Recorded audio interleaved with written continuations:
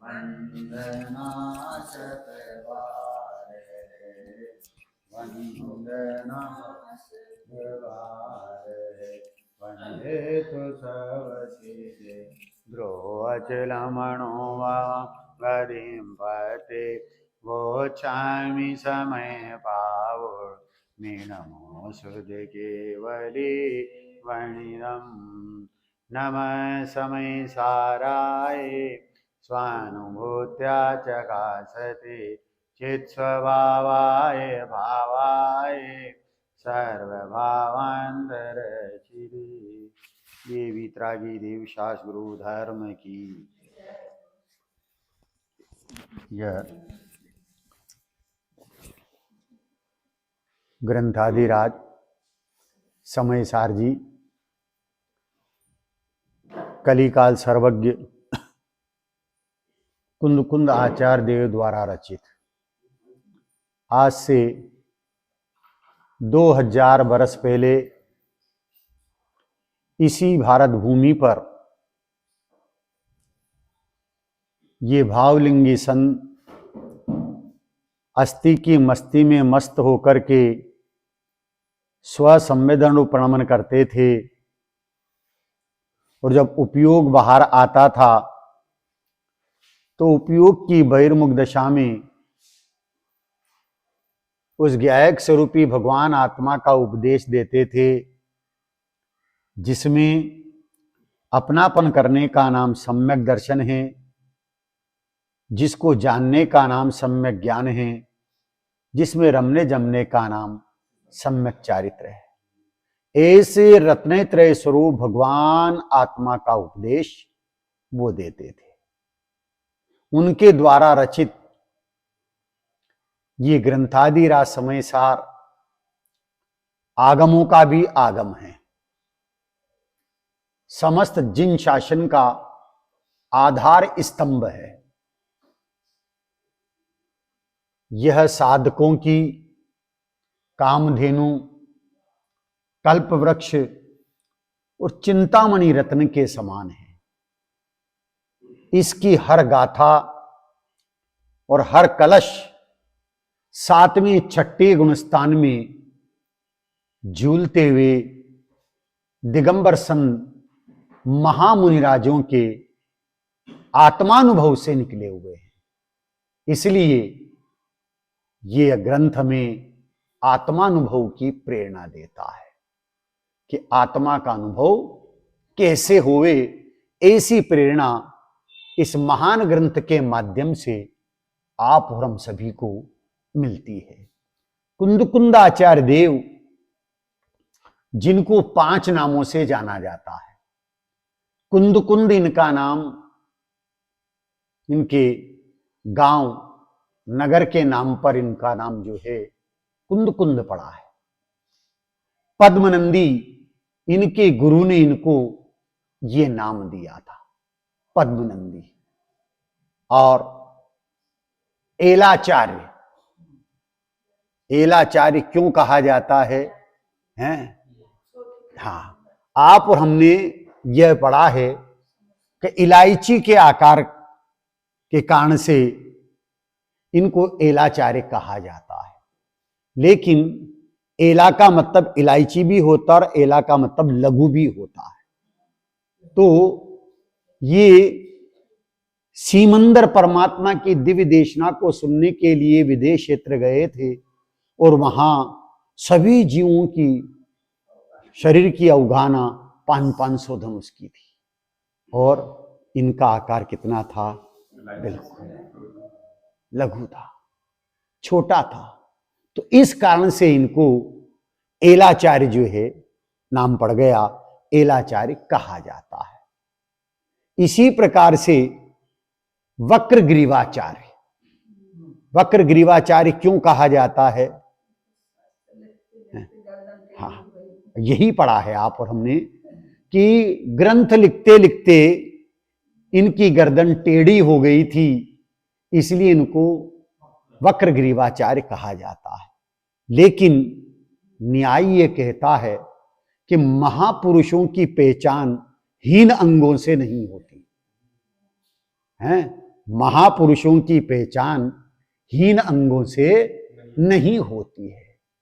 टेढ़ी गर्दन वाले कि नहीं हैं, मान लो एक पैर हैं तो एक पैर वाले, एक आंख है तो एक आंख वाले, ऐसा नहीं।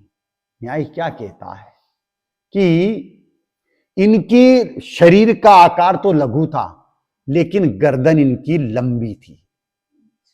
वो लंबी गर्दन होने के कारण से इनको वक्र ग्रीवाचार्य कहा जाता है। वक्र का मतलब टेढ़ा भी होता है और वक्र का मतलब लंबा भी होता है। तो इनकी गर्दन लंबी होने के कारण से इनको वक्र ग्रीवाचार्य कहा जाता है। और पांचवा नाम इनका गृद्धपिच्छाचार्य। तो गृद्धपिच्छाचार्य क्यों कहा जाता है? हाँ,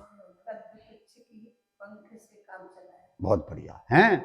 अब देखो, जिनागम में आप और हमने ये पढ़ा है, लेकिन गृद्धपिच्छाचार्य क्यों कहा जाता है कि अगर गिद्ध पक्षी के पंख की पीछी से काम चलाया तो गिद्ध पक्षी का पंख जो है बिना हिंसा के नहीं मिलता, अपने आप उसका पंख नहीं खिरता है। हाँ, बिल्कुल नियम है उसका है। गिद्ध पक्षी का पंख जो है अपने आप नहीं खिरता, कठोर होता है। उसकी हिंसा होने पर ही या मृत्यु होने पर ही उस पंख की प्राप्ति हो सकती है। तो फिर गृद्धपिच्छाचार्य क्यों कहा जाता है? 5 प्रकार के मुनिराज होते हैं, पुलाक, बकुश, कुशिल, निर्ग्रंथ और स्नातक। तो ये बकुश मुनिराज जो होते हैं, उन मुनिराजों को अपने जो साधन हैं, कमंडल हैं, पीछे हैं, इनके प्रति अनुराग हो जाता है, अनुराग हो जाता है। तो कुंद कुंदाचार्य देव को अपनी मयूर पीछी के प्रति अनुराग था, गृद्धता थी। क्या थी? गृद्धता थी। कुंद कुंदाचार्य देव को अपनी मयूर जो पीछी है उसके प्रति जो है उन्हें गृद्धता थी, अनुराग था, उसके प्रति लालसा थी। इस कारण से जो है उन्हें गृद्धपिच्छाचार्य कहा जाता है, गृद्धता होने के कारण से। और मयूर पंख जो है अपने आप खिरता है। मयूर पर जो पक्षी होता है उसके पंख अपने आप खिरते हैं और उनसे पीछी का निर्माण हो सकता है। तो ऐसे मयूर पीछी के प्रति, मयूर पंख की पीछी के प्रति उन्हें अनुराग होने के कारण से, लालसा होने के कारण से, गृद्धता होने के कारण से उन्हें गृद्धपिच्छाचार्य कहा जाता है। तो ऐसे 5 नामों से इनको संबोधित किया जाता है। हैं? देखो बहन जी, ऐसा अर्थ कुछ नहीं बदले हैं। दोनों प्रकार का कथन, दोनों प्रकार का विवेचन जिनागम में मिलता, वो भी पढ़ा है और ये भी पढ़ा है। अब अपने को विवेक से सोच करके और उस प्रकार से जो है संबोधन करना चाहिए। तो यहां ऐसे 5 नामों से कुंदाचार्य देव को संबोधित किया जाता है और इन्हें कलिकाल सर्वज्ञ कहा जाता है। अब प्रश्न आपके ये खड़ा हो जाए कि इस पंचम काल में, हुंडार सर्पणी काल में, कली काल में तो सर्वज्ञ होते नहीं हैं, फिर इन्हें सर्वज्ञ क्यों कहा जाता है? कारण क्या है? कि इन्होंने सर्वज्ञ स्वभावी आत्मा की सत्ता को सिद्ध किया है। इन्होंने सर्वज्ञ स्वभावी आत्मा को दिखाया है और दिखाते हुए ये भावना भाई है अपनी पावन परिणति में, अपनी पावन परिणति में परम पारणामिक भाव की स्थापना करी। अपनी पावन परिणति में परम पारणामिक भाव की स्थापना करी, अर्थात परम पारणामिक भाव, पंचम भाव का शिलान्यास किया। कहां किया? अपनी परिणति में किया। अपने सिद्धत्व की स्थापना अपनी परिणति में करी और सिद्धत्व की स्थापना अपनी परिणति में करते हुए जो जगत के जीव हैं उनकी परिणति में भी सिद्धत्व की स्थापना करी। और ये सिद्ध किया कि त्रिकालवर्ती जीव सिद्ध के समान है। इसलिए पहली गाथा में उन्होंने अनंत सिद्धों को अपनी पर्याय में भी स्थापित किया, श्रोताओं की पर्याय में भी स्थापित किया, और भाव और द्रव्य रूप दोनों प्रकार से नमस्कार किया। अंतर में अपने चैतन्य घन एकाकार रूप प्रणमन किया, इसका नाम भाव नमस्कार है। और उपयोग की बहिर्मुख दशा में उस स्वरूप का चिंतन चलना, विचार चलना, उसका नाम जो है द्रव्य नमस्कार है। तो ऐसे अपनी परिणति में भी और पर की परिणति में भी सिद्धत्व की स्थापना करी और यह सिद्ध किया भाई तू सिद्ध है और मैं भी सिद्ध हूं। जिस प्रकार से विश्व में अभी लगभग 250 देश हैं, उससे भी अधिक हो सकते हैं, तो उन सारे देशों के जो राष्ट्राध्यक्ष अर्थात प्रधानमंत्री हैं, उन सारे प्रधानमंत्रियों का सम्मेलन संयुक्त राष्ट्र संघ में हो रहा है। अब 175 देशों के प्रधानमंत्री वहां पहुंचे और सब बैठे हुए हैं। हिंदुस्तान के प्रधानमंत्री का नंबर आया और मोदी जी भाषण देने के लिए तैयार हुए और भाषण देना शुरू किया। वो अपने आप को क्या मान करके भाषण दे रहे हैं जीतू भैया? क्या मान करके भाषण दे रहे हैं? I am president of India, PM, I am prime minister of India, कि मैं भारत का प्रधानमंत्री हूं, ये मान करके वो भाषण दे रहे हैं। लेकिन जो सुनने वाले थे वो सब अपने आप को क्या मान करके सुन रहे थे? हैं? बहुत बढ़िया। ये वे भी अपने आप को प्रधानमंत्री से कम नहीं समझ रहे थे। प्रत्येक सुनने वाला अपने आप को प्रधानमंत्री मान करके जो है भाषण सुन रहा था। उसी प्रकार से इस कली काल में कुंदकुंद आचार्य देव ने अपने सिद्धत्व की स्थापना अपनी पर्याय में करी और श्रोताओं की पर्याय में भी सिद्धत्व की स्थापना करी और स्थापना करते हुए उस सर्वज्ञ स्वभावी आत्मा का हमें उपदेश दिया है। उस ज्ञायक स्वरूपी भगवान आत्मा का हमें उपदेश दिया है।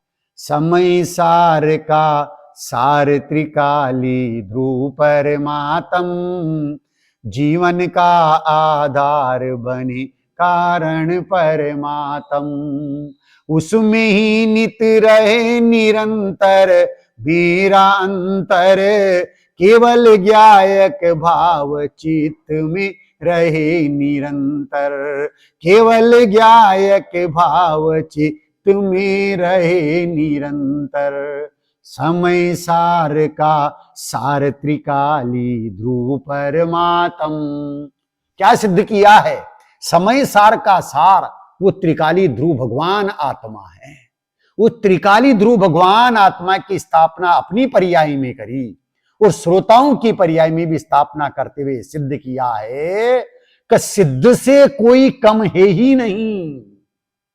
पर्याय दृष्टि से मत देखना, पर्याय दृष्टि से देखने वाला मिथ्या दृष्टि है। पर्याय मूढ़ा मिथ्या दृष्टि। स्वभाव दृष्टि से उन्होंने त्रिकालवर्ती जीवों को सिद्ध के समान देखा है और परिणति में सिद्धत्व को प्राप्त करने के लिए ही उपदेश दिया। उनके 1000 वर्ष पश्चात अमृतचंद्राचार्य देव हुए और उन्होंने इस महान ग्रंथ की आत्मख्याति टीका लिखी। आत्मख्याति अर्थात आत्मा की प्रसिद्धि, कि वो आत्मा की प्रसिद्धि वाणी के द्वारा नहीं, शब्दों के द्वारा नहीं, ग्रंथ के द्वारा नहीं, प्रवचन के द्वारा नहीं, उपदेश के द्वारा नहीं, वो आत्मा की प्रसिद्धि अनुभव के द्वारा। बहुत बढ़िया। अपनी पर्याय को उस त्रिकाली ध्रुव भगवान आत्मा के सन्मुख किया और उसके सन्मुख करते हुए पर्याय को उसके प्रति समर्पित कर दिया और समर्पित करने पर उस परिणति में वो भगवान आत्मा अनुभूति में आता है, प्रतीति में आता है। बस उसका नाम आत्मा की ख्याति है, उसका नाम आत्मा की प्रसिद्धि है। तो ऐसे आत्मा की प्रसिद्धि करते हुए अमृतचंद्राचार्य देव ने, कुंदकुंदाचार्य देव ने पूर्व रंग अधिकार में उस भगवान आत्मा की महिमा जागृत करी। किसकी महिमा जागृत करी? हाँ, पर्याय की महिमा नहीं आवे, पर्याय का पक्ष तो हमें अनादि से है, पर उस भगवान आत्मा की महिमा जो है इस पूर्व रंग अधिकार की 38 गाथाओं के माध्यम से महिमा करी। उसके पश्चात जीवा जीव अधिकार की 30 गाथाएं, जिसमें जीव और अजीव दोनों एक स्वांग रूप में प्रवेश करते हैं, लेकिन भेद विज्ञान करते हुए, जीव और अजीव दोनों में भेद विज्ञान करते हुए स्व को स्वर, पर को पर जान करके पर में एकत्व और ममत्व बुद्धि को छुड़ाया। जीवा जीव अधिकार के माध्यम से किसको छुड़ाया? एकत्व और ममत्व बुद्धि को छुड़ाया। उसके पश्चात दूसरा अधिकार कर्ता कर्म अधिकार है। 76 गाथाएं हैं। उन 76 गाथाओं के माध्यम से जीव की कर्तृत्व और भोक्तृत्व बुद्धि को छुड़ाया। कौन सी बुद्धि को छुड़ाया? कि मैं पर का करता हूं और भोगता हूं, ऐसी मिथ्या बुद्धि को जो है आचार्य देव ने छुड़ाया। अब उसके पश्चात पुण्य पाप अधिकार है। उस पुण्य पाप अधिकार की 19 गाथाएं हैं। उसके माध्यम से यह सिद्ध किया है कि पुण्य में धर्म नहीं है और पाप में सुख नहीं है। पुण्य पाप अधिकार जान, दोनों में भेद नहीं मानो, ये विभाव परिणति से उत्पन्न बंधमय ही जानू। कि चाहे पुण्य परिणाम है चाहे पाप परिणाम है, दोनों ही विभाव हैं, दोनों ही विकारी भाव हैं, और ये आत्मा का स्वभाव नहीं है। जीव की अनादि से मान्यता रही है ये कि पाप बुरा है और पुण्य भला है। तो ऐसी मिथ्या मान्यता को छुड़ाते हुए ये सिद्ध किया है कि दोनों ही विभाव भाव हैं। और जय सेनाचार्य की इसी समय सार ग्रंथ की तात्पर्य वृत्ति टीका है, उन्होंने इस अधिकार का नाम पाप अधिकार रखा है। क्या रखा है? पाप अधिकार। कि साहब पाप तो पाप है, पाप पाप है, पुण्य पुण्य है, कहते सब कर्मात्मा, लेकिन पुण्य कर्म भी पाप कर्म है, कहते सब धर्मात्मा। धर्मात्माओं ने क्या कहा है कि ये पुण्य पर कर्म भी पाप कर्म है। तो पाप क्यों है, इसके 3 हेतु उन्होंने गिनाए हैं कि ये पुण्य परिणाम परावलंबी है, पर के आश्रय से होता है। किसके आश्रय से होता है? पर के आश्रय से होता है, इसलिए ये विभाव भाव है, विपरीत भाव है, पाप भाव है। दूसरा कहा, दूसरा बिंदु ने कि यह परिणाम स्वरूप से पतित करने वाला है। कैसे पतित करने वाला है? वह परिणाम जो स्वरूप से पतित करता है वह पाप है। तो भले पुण्य परिणाम है, शुभ भाव है, अभी जिनवाणी सुनने का राग चल रहा है। सच बताना, कौन अपने स्वरूप में है? अभी कोई नहीं है, हैं? कोई नहीं है। और जो जीव स्वरूप में रहता है उसको ये परिणाम होता ही नहीं। तो इस परिणाम ने स्वरूप से पतित कर दिया, इसलिए ये पाप परिणाम है। और यह परिणाम सम्यक दर्शन का विरोधी है। ये परिणाम किसका विरोधी है? सम्यक दर्शन का विरोधी है भैया। आत्मा के सुख को रोकने वाला, आत्मा के अतीन्द्रिय आनंद का घात करने वाला जो शुभ भाव है उसे अपना मानना ये महापाप है। उसे अपना मानना ये महापाप है। जिस जीव को राग की तीव्र रुचि है उसे वीतराग जैन धर्म का निर्णय नहीं हो सकता है।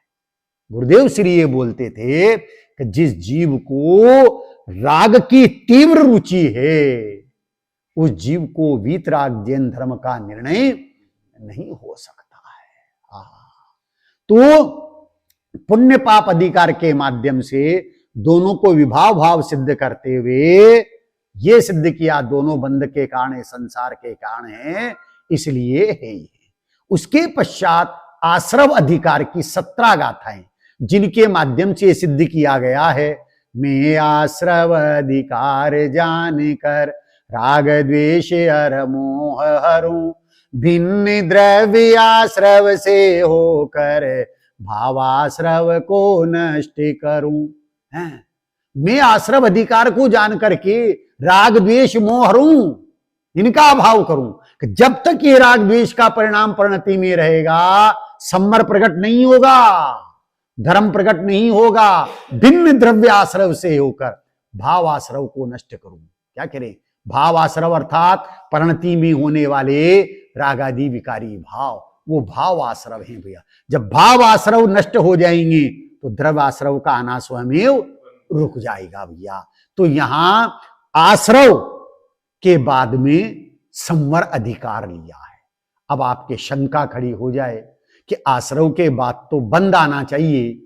उमा स्वामी ने आश्रव के बाद में बंद लिया और यहाँ कुंद आचार्य देव ने, अमृत चंद्र आचार्य देव ने आश्रव के बाद में संवर लिया है। तो इसका कारण क्या है? कि देखो, ज्ञानियों को आश्रव हो सकता है, आश्रव हो सकता है, भूमिका के अनुसार होता है, लेकिन वो उस आश्रव परिणाम को जिन पुण्य पाप नहीं आत्म अनुभव चित, क्या कह रहे हैं? वो ज्ञानी जिनकी परिणति में पुण्य पाप के परिणाम हैं, आश्रव तो हैं, लेकिन उस आश्रव को दुख रूप जान करके, उस आश्रव को संसार का कारण जान करके वो स्वरूप गुप्त हो जाते हैं, स्वरूप के सन्मुख होकर स्वरूप में स्थिरता करते हैं, तो उन्हें सम्मर होता है। क्या होता है? सम्मर होता, बंद नहीं होता। इसलिए सम्मर अधिकार लिया है। तो आचार्य देव ने सम्मर अधिकार का प्रारंभ करते हुए सकल कर्म के सम्मर का उत्कृष्ट उपाय भेद विज्ञान को बताया है। किसको बताया? श्रीमद् भगवत कुंद आचार्य देव ने सम्मर अधिकार का प्रारंभ करते हुए, मैं संवर अधिकार जान कर ज्ञानमयी निज भाव करूं, अपणम जायंतो दर्शन ज्ञानमयी निज भाव करूं। क्या सिद्ध कर रहे हैं वो? कि सकल कर्म के सम्मर का उत्कृष्ट उपाय भेद विज्ञान है। तो उस भेद विज्ञान की महिमा 3 गाथाओं से करी, 181, 182 और 183। इन 3 गाथाओं से भेद विज्ञान की महिमा करी। और महिमा करते हुए भेद विज्ञान क्या है, किसको भेद विज्ञान कहा है? कि स्वाध्याय से, तत्व ज्ञान के द्वारा, भेद ज्ञान के बल से ज्ञानानंद स्वभावी आत्मा का निर्णय करना कि ये है सो मैं हूं। और जैसे ही ज्ञानानंद स्वभावी आत्मा में मैं पना आता है, पर का मैं पना छूट जाता, इसका नाम भेद विज्ञान है भैया। तो 5 प्रकार का भेद विज्ञान है। स्वद्रव्य और परद्रव्य में भेद विज्ञान करना, स्वद्रव्य और परद्रव्य में भेद विज्ञान करना, स्वभाव और विभाव का भेद विज्ञान, स्वभाव और विभाव का भेद विज्ञान, स्वभाव और निर्मल पर्याय का भेद विज्ञान, स्वभाव और निर्मल पर्याय का भेद विज्ञान, और स्वभाव और गुण का भेद विज्ञान, स्वभाव और गुण का भेद विज्ञान, और द्रव्य का द्रव्य से भेद विज्ञान। 5 प्रकार का भेद विज्ञान। स्वद्रव्य और परद्रव्य का भेद विज्ञान। आत्मा मेरा स्व है ज्ञानानंद स्वभावी, इसको छोड़ करके सब तो स्वद्रव्य और परद्रव्य का भेद विज्ञान। स्वभाव और विभाव का भेद विज्ञान, तो मेरा स्वभाव और विभाव ये शुभाशुभ विकारी भाव, ये दुख रूप है संसार के कारण, तो इनसे भेद विज्ञान करना, स्वभाव और विभाव से भेद विज्ञान। अब तीसरा है स्वभाव और निर्मल पर्याय से भेद विज्ञान। सम्यक दर्शन की निर्मल पर्याय है, वह तो मेरी ही है ना, उससे भेद विज्ञान क्यों करना, उससे भेद विज्ञान क्यों कराया? कि निर्मल पर्याय तो मेरी है, श्रद्धा गुण की निर्मल पर्याय वो मेरी है, परंतु मैं नहीं। वो निर्मल पर्याय मेरी है, मेरे आश्रय से हुई है, पर वो मैं नहीं हूं। वह तो एक समय की है और मैं त्रिकाली अनादि अनंत। तो निर्मल पर्याय से भी, निर्मल पर्याय और स्वभाव का भेद विज्ञान। अब स्वभाव और गुण का भेद विज्ञान। भाई ये श्रद्धा गुण की निर्मल पर्याय सम्यक दर्शन तो या तो एक गुण की है, और मेरे में कितने गुण हैं? अनंत गुण हैं। मैं तो अनंत गुणों का अभेद अखंड पिंड हूं, मैं एक गुण रूप नहीं, एक गुण की निर्मल पर्याय रूप नहीं। इसलिए स्वभाव और गुण से भेद विज्ञान कराया। मैं तो अनंत गुणों का अभेद अखंड पिंड हूं। फिर पांचवा, द्रव्य का द्रव्य से भेद विज्ञान। किसका किससे? ये द्रव्य का द्रव्य से भेद विज्ञान क्या होता है? मैं आत्मद्रव्य हूं, हैं? ये तो स्वभाव स्वद्रव्य परद्रव्य का भेद विज्ञान हो गया। वो यहां तो द्रव्य का द्रव्य से भेद विज्ञान, प्रमाण का द्रव्य और नई का द्रव्य, इसमें भेद विज्ञान। सुनो ध्यान से। प्रमाण का द्रव्य वो सामान्य विशेषात्मक होता है और वो दृष्टि का विषय नहीं होता है। प्रमाण का विषय सामान्य विशेषात्मक होता है और वो दृष्टि का विषय नहीं होता है। दृष्टि का विषय, नई का विषय, परम शुद्ध निश्चय नई का विषय, त्रिकाली ध्रुव भगवान आत्मा, वो दृष्टि का विषय होता है। वो श्रद्धा का श्रद्धेय, ज्ञान का ज्ञेय, ध्यान का ध्येय, चारित्र्य की चर्या का विषय होता है। तो परिणति में आनंद और सुख प्रकट होता है। तो ऐसे प्रमाण के द्रव्य से नई के द्रव्य का भेद विज्ञान। तो यहां तीन गाथाओं के माध्यम से भेद विज्ञान की महिमा जागृत करी, और इसके पश्चात फिर 184, 185 दो गाथाओं के माध्यम से यह सिद्ध किया कि भेद विज्ञान से शुद्धात्मा की उपलब्धि होती है। भेद विज्ञान से क्या होता है? भेद विज्ञान से शुद्धात्मा की उपलब्धि होती है भैया। और 186 नंबर की गाथा में कि शुद्धात्मा की उपलब्धि से संवर होता है, धर्म होता है। इस पूरे ग्रंथादि राज समय सार का सबसे छोटा अधिकार संवर अधिकार है, और 12 गाथाएं हैं केवल। कितनी गाथाएं हैं? केवल 12 गाथाएं हैं भाई। तो यहां भेद विज्ञान की महिमा करी, भेद विज्ञान से शुद्धात्मा की उपलब्धि, और शुद्धात्मा की उपलब्धि से संवर कैसे होता है, इस बात को आचार्य देव 186 नंबर की गाथा के माध्यम से सिद्ध कर रहे हैं भैया। कि भेद ज्ञान से शुद्ध तत्व की उपलब्धि हो, शुद्ध तत्व की उपलब्धि से राग नाश हो, राग नाश से कर्म नाश हो, कर्म नाश से ज्ञान, ज्ञान में स्थिर होकर शाश्वत हो जावे। इसका नाम संवर है भाई। भेद ज्ञान से शुद्ध तत्व की उपलब्धि हो, शुद्ध तत्व की उपलब्धि से राग नाश हो, राग नाश से कर्म नाश हो, कर्म नाश से ज्ञान, ज्ञान में स्थिर होकर शाश्वत हो जावे। दो ज्ञान कौन सा? भेद ज्ञान से शुद्ध तत्व की, शुद्धात्मा की उपलब्धि होती है। शुद्धात्मा की उपलब्धि से राग का नाश होता, अर्थात राग आदि आश्रव का आना रुक जाता है। जब उनका आना रुक जाता है तो कर्मनाश, कर्म बंद नहीं होता। जब कर्म बंध नहीं होता, कर्म का नाश हो जाता निर्जरा होने पर, तो ज्ञान ज्ञान में स्थिर होकर, तो ये दो ज्ञान कैसे? और बहुत बढ़िया, ये दो ज्ञान, ज्ञान में ज्ञान को ज्ञान जाने नहीं, कौन कहता वो से ज्ञान की वानगी, ज्ञान में जो समर्पित है ज्ञेयावले, घोषणा ही करे ज्ञान सामान्य की। ज्ञान में ज्ञान को ज्ञान जाने नहीं, तो दो ज्ञान कौन सा? एक सामान्य ज्ञान और एक विशेष ज्ञान। सामान्य ज्ञान मतलब त्रिकाली ज्ञान, स्वभावी भगवान आत्मा, विशेष अर्थात पर्याय रूप ज्ञान, साकार उपयोग, साकार ज्ञानोपयोग।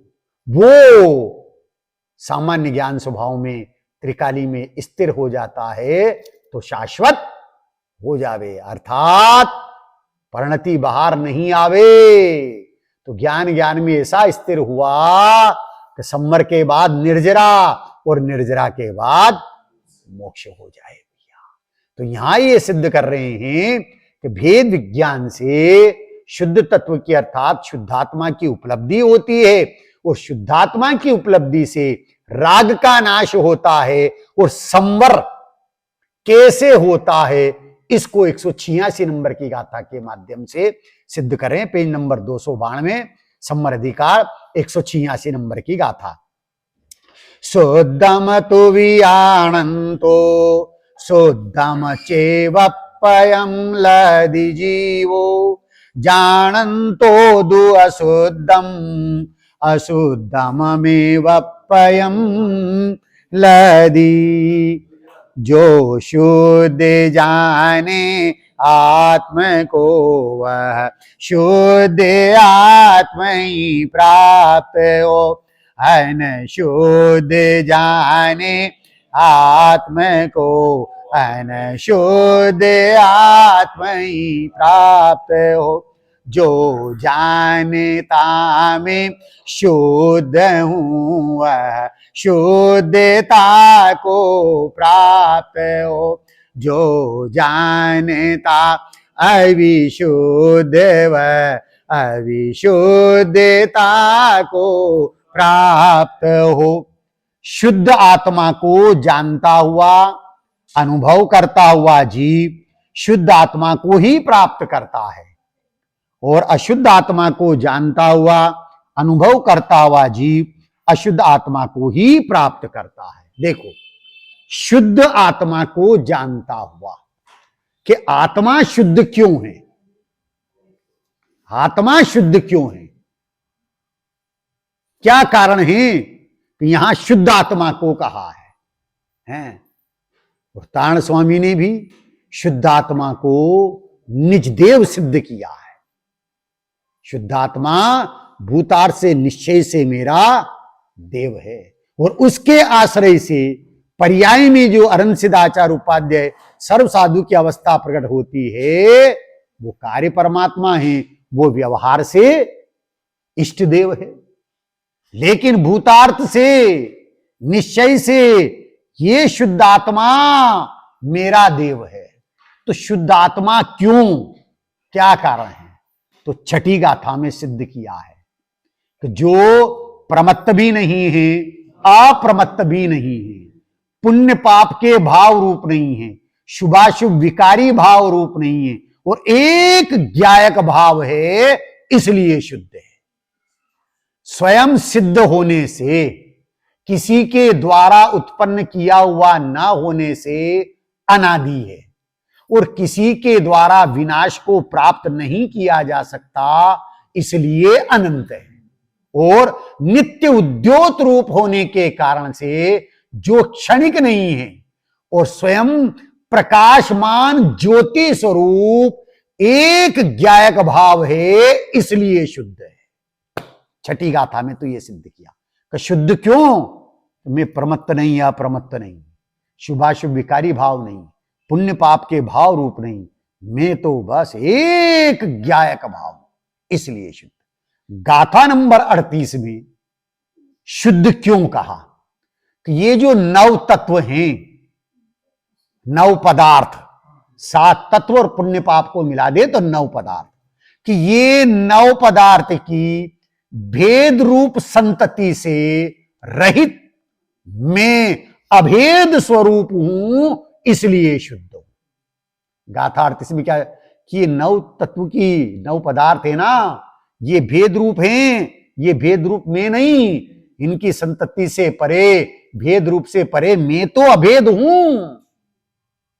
गहराई से विचार करें तो ये 7 तत्व 9 पदार्थ कहां होते हैं, किस जगह होते हैं, हैं किसकी पर्याय में? हां, 7 ही तत्व 9 ही पदार्थ जीव की पर्याय में होते हैं। इसलिए ये सिद्ध किया है 13वीं गाथा में, हैं कि शुद्ध नय से जानने का नाम सम्यक दर्शन है, भूतार्थ से 9 तत्वों को जानने का नाम सम्यक दर्शन। ये 13वीं गाथा में सिद्ध किया है। लेकिन यहां तो 38वीं गाथा में यह सिद्ध किया है कि 9 तत्व 9 पदार्थों की भेद रूप संतति से परे मैं तो अभेद हूं, इसलिए शुद्ध हूं।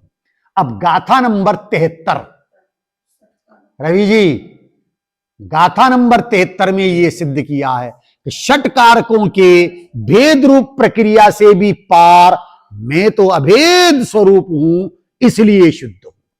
ये षट कारक के ये भी भेद हैं, कर्ता कर्म करण संप्रदान अपादान अधिकरण, ये तो भेद रूप है, मैं भेद रूप नहीं, तो इन भेद रूप प्रक्रिया से पार मैं तो अभेद स्वरूप हूं, इसलिए शुद्ध हूं। और गाथा नंबर 151 और 52 में यह सिद्ध किया है कि नयों की विकल्पात्मक प्रक्रिया से पार निर्विकल्प स्वरूप होने के कारण से मैं शुद्ध हूं। निर्विकल्प अनुभूति होती है, वो शुद्ध की होती है का शुद्ध की होती है? बहुत बढ़िया, शुद्ध की होती है भैया। तो यहां ये सिद्ध कर रहे हैं कि नयों के विकल्पात्मक रूप प्रक्रिया से पार निर्विकल्प स्वरूप होने के कारण से मैं शुद्ध हूं भाई। तो ऐसे शुद्ध आत्मा को जानता हुआ, ऐसे शुद्ध आत्मा को, कहने से शुद्ध आत्मा नहीं है। बच्चों को ही पाठशाला में पढ़ाते हैं, वो क्या बोलते हैं? शुद्धात्म है मेरा नाम, शुद्धात्म है मेरा नाम, ऐसा वो बोलता है। लेकिन केवल वो बोल रहा है, भाव भाषण नहीं है। समय सार को शब्दों में कहना, वाणी में कहना बहुत सरल है। 415 गाथाओं को मुखाग्र करना, 278 कलशों को मुखाग्र करना बहुत सरल है, परंतु भाव भाषण बहुत कठिन है, बहुत कठिन है भैया। गुरुदेव श्री को भाव भाषण था, गुरुदेव श्री को भाव भाषण था, इसलिए वाणी और वचन में भी समय सार आता था। परिणाम की चर्चा में अपरिणामी गौण नहीं हो जाए, परिणाम की चर्चा में अपरिणामी गौण नहीं हो जाए, भूल नहीं जाए, इसलिए वाणी में चर्चा में भी वो त्रिकाली ध्रुव भगवान आत्मा आता है। समय सार का ज्ञान भी था और भाव भाषण भी था। तो सच्चा ज्ञान कौन सा कहलाता है? भाव भाषण सही। तो यहां शुद्ध आत्मा कहना अलग बात है, शब्द और वाणी में शुद्ध आत्मा आना अलग बात है, और शुद्ध आत्मा को जानकर अनुभव करना वो अलग बात है। तो यहां किसकी चर्चा है? कि शुद्ध आत्मा को जानता भी है और अनुभव करता हुआ, जान भी रहा है और अनुभव भी कर रहा है, प्रतीति में आता हुआ जीव शुद्ध आत्मा को ही प्राप्त करता है। ऐसा जीव किसको प्राप्त करता है? शुद्ध आत्मा को। कौन? जो शुद्ध आत्मा के स्वरूप को जानता है, कहने वाला नहीं है, अनुभव करने वाला। गुरु द्रोणाचार्य 5 पांडव 100 कौरवों को पढ़ाते थे। एक बार उन्होंने दुर्योधन को बुलाया और दुर्योधन से कहा कि दुर्योधन जाओ, इस लोक में कोई जो है भला पुरुष हो उसको ढूंढ करके लाओ। क्या कहा? भला पुरुष हो उसको ढूंढ करके लाओ। तो दुर्योधन गया ढूंढने के लिए, तीनों लोक में घूम लिया वो, और आया तो गुरु द्रोणाचार्य ने पूछा, दुर्योधन कोई भला पुरुष मिला?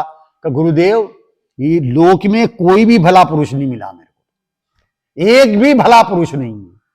कोई बात नहीं, धर्मराज युधिष्ठिर जी को बुलाया और युधिष्ठिर जी से कहा, युधिष्ठिर जी जाओ तुम इस लोक में जो है बुरे पुरुष को ढूंढ करके लाओ, जो बुरा हो उसको ढूंढ करके लाओ।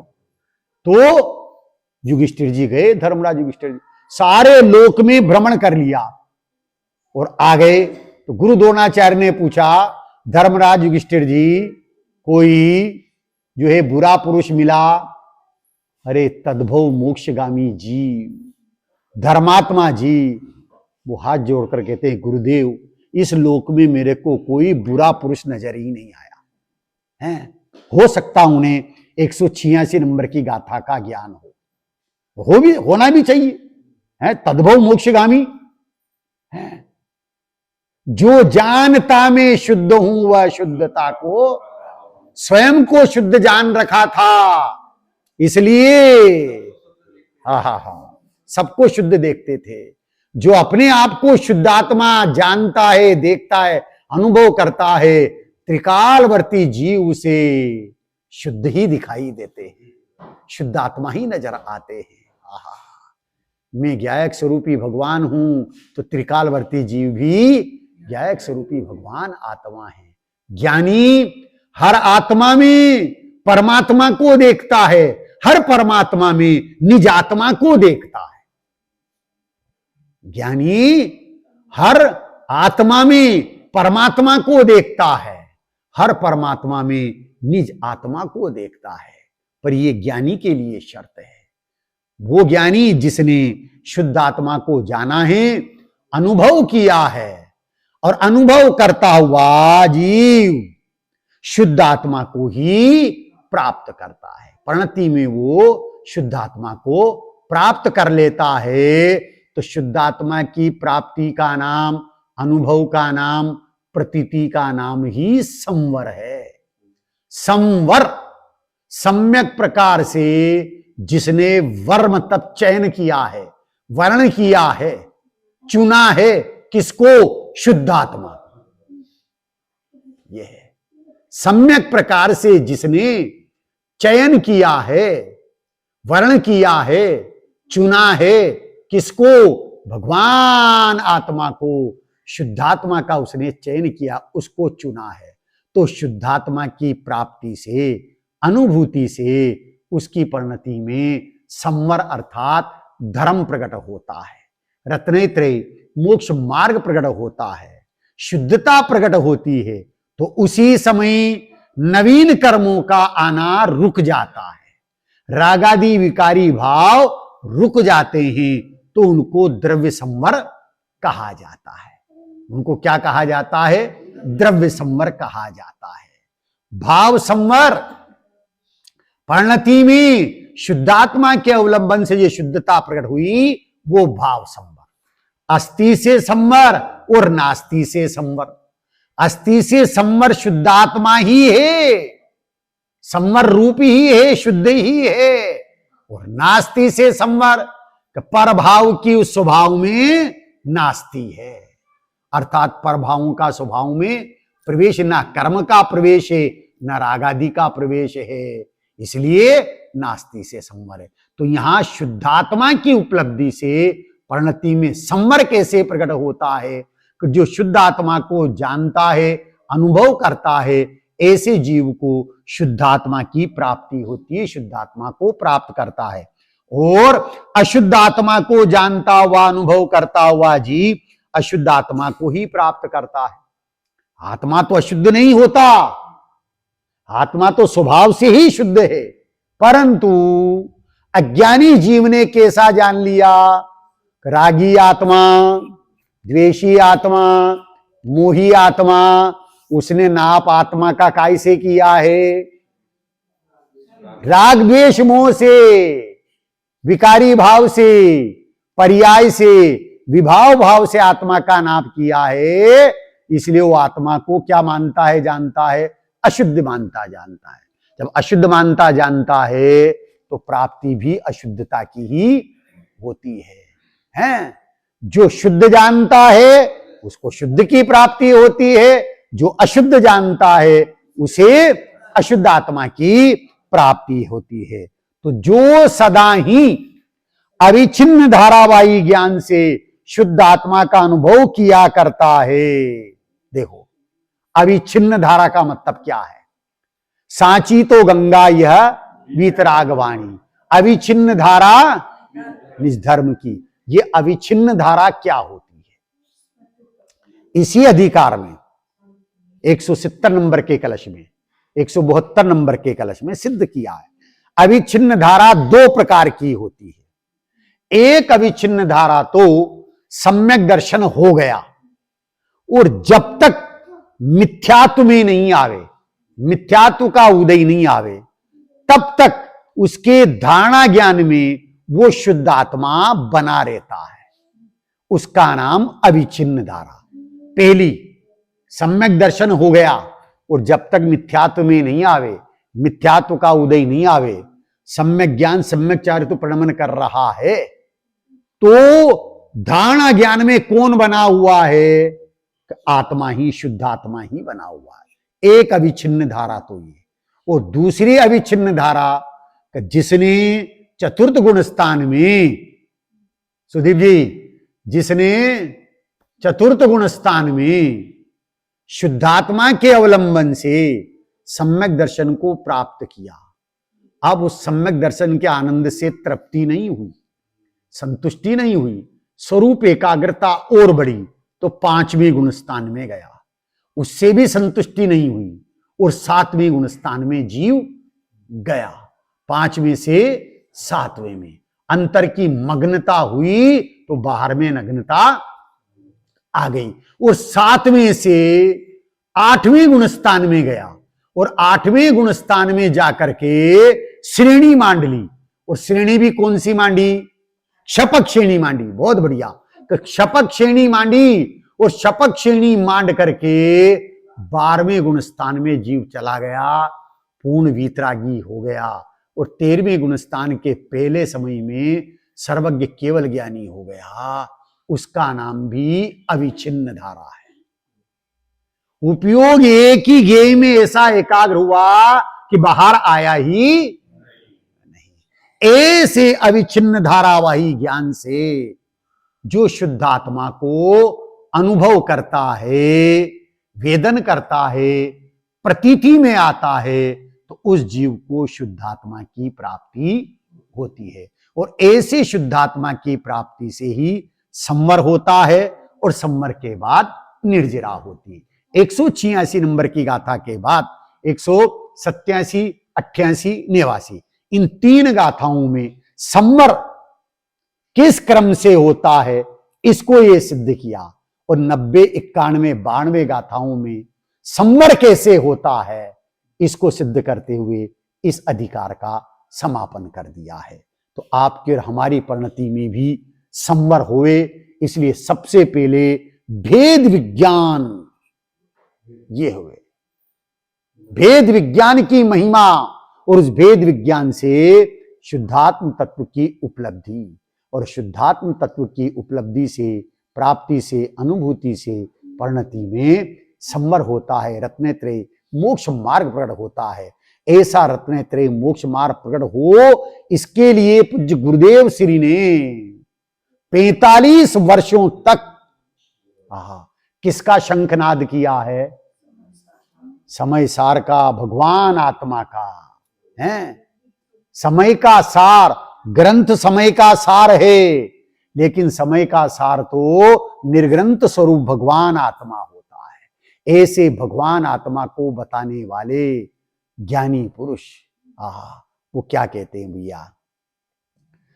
ज्ञानी गुरु की देशना ज्ञाय के हृदय धरना, जीवन के पथ पर तुम कभी जराया कर लेना। ज्ञानी गुरु की देशना ज्ञाय के हृदय धरना। जीवन के पथ पर तुम कभी जरा याद कर लेना। गुरुदेव को सुनो मुमुक्षु ऊर्ध्वई रखना। गुरुदेव को मुमुक्षु वही रखना। गुरुदेव कहते हैं हमें ध्रुव गायक उर्ग रखना। गुरुदेव कहते हैं हमें ध्रुव गायक उर्ग रखना। उपकारी के उपकार को तुम भूल न जाना। उपकारी के उपकार को तुम भूल न जाना। जीवन के पथ पर तुम कभी जरा याद कर लेना। जीवन के पथ पर याद कर लेना। गुरु कुंद के आशीष से उमा तत्व गे हो गए। गुरु कुंद के आशीष से उमा तत्व गे हो गए। गुरुदेव के प्रताप से हम आत्मार्थी हुए। गुरुदेव के आत्मार्थी हुए। ऐसे गुरु मिल जाए तो आशीष पा लेना। ऐसे गुरु मिल जाए तो आशीष पाले। जीवन के पथ पर तुम कभी जरा याद कर लेना। जीवन के पथ पर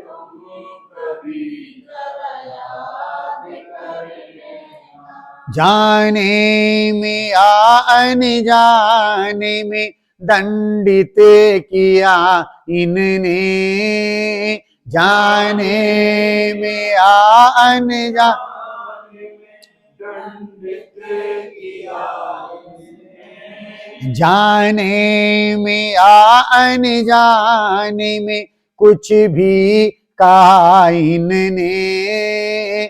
जाने में या अनजाने में कुछ भी कहा इनने। प्रसाद गुरु का मान कर हृदयंगम करना। प्रसाद गुरु का मान कर हृदयंगम करना। ऐसे गुरु की देशना ज्ञाय के हृदय धरना। ऐसे गुरु की हृदय धरना। जीवन के पथ पर तुम कभी जरा याद कर लेना। जीवन के पथ पर तुम जरा याद कर लेना। ज्ञानी गुरु की देशना ज्ञाय के हृदय धरना। ज्ञानी गुरु की देशना ज्ञाय के हृदय धरना। जीवन के पथ पर तुम कभी जरा याद कर लेना। जीवन के पथ पर तुम जरा याद कर लेना, जरा याद कर लेना, जरा याद कर लेना। सभी जीव गुरुदेव श्री के द्वारा प्रदत्त उस गायक स्वरूपी भगवान आत्मा को अपनी दृष्टि का विषय बनाएं, श्रद्धा का श्रद्धेय बनाएं, ज्ञान का गेय बनाएं, ध्यान का देह बनाएं, चारित्रिक की चर्या का विषय बना करके अपनी परिणति में वितराग दशा को प्रकट करें, सुख दशा को प्रकट करें। इस मंगलमय भावना के साथ में अभी की बात को विराम देता हूँ। ओम शांति।